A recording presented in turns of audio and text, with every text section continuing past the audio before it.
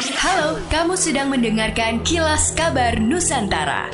Podcast persembahan KG Radio Network menyajikan berita harian yang mengangkat keunikan dari berbagai wilayah Indonesia.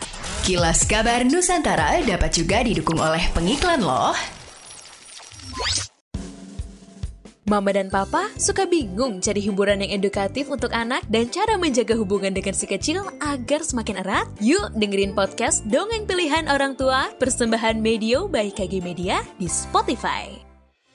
Otoritas Jasa Keuangan Sulawesi Utara, Gorontalo, dan Maluku Utara menggiatkan sosialisasi akan produk perbankan kepada masyarakat, sehingga dapat meningkatkan inklusi keuangan dan mencapai target 90%, sebagaimana yang menjadi arahan dari Presiden Joko Widodo. Dalam upaya itu, OJK berencana mengadakan sejumlah kegiatan di bulan inklusi keuangan yang diperingati setiap bulan Oktober. Winter Marbun, Kepala OJK Sulut Gomalut berharap kegiatan sosialisasi sepanjang bulan Oktober 2022, secara khusus puncak kegiatan yang akan dilaksanakan pada 22 hingga 23 Oktober 2022 nanti, dapat diikuti oleh masyarakat banyak. Untuk itu, Winter mengajak masyarakat untuk berbondong-bondong mengikuti sosialisasi bulan inklusi keuangan. Ikatan Dokter Anak Indonesia atau IDAI melaporkan adanya kasus gangguan ginjal akut misterius yang tersebar di 16 provinsi termasuk Sulawesi Selatan. Merespon hal itu, Dinas Kesehatan Sulawesi Selatan mengeluarkan surat edaran kepada pemerintah kabupaten kota untuk mengantisipasi penyakit tersebut di wilayah masing-masing.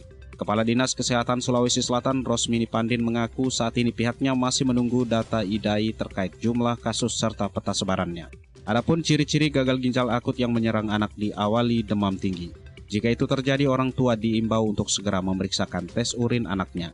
Sebelumnya, laporan IDAI menyebut kasus ginjal akut misterius muncul antara lain di DKI Jakarta, Jawa Barat, Jawa Tengah, Banten, Bali, Kalimantan Timur, Kalimantan Selatan, Aceh, Sumatera Barat, Jambi, Kepulauan Riau, Papua Barat, dan NTT. Kasus juga ditemukan di Yogyakarta dan Papua. Tenaga ahli utama Kantor Staf Presiden Brian Sri Prahastuti menuturkan pemerintah melalui Kementerian Kesehatan bersama IDAI dan tim dokter Rumah Sakit Cipto Mangunkusumo telah membentuk tim untuk menyelidiki kasus gangguan ginjal akut pada anak. Brian menuturkan berdasarkan laporan IDAI, kasus gangguan ginjal akut atipikal atau gangguan ginjal akut misterius pada anak bertambah menjadi 152 kasus. Angka ini meningkat dari sebelumnya, yakni 146 kasus. Atlet Kalimantan Barat berhasil mengalahkan tuan rumah yakni Provinsi Lampung pada pertandingan di cabang olahraga cabur bola voli dan basket putra di ajang Pra-Popnas tahun 2022. Dari total 3 set permainan pada cabur voli, Kalbar memenangkan 2 set dan Lampung hanya menang 1 set.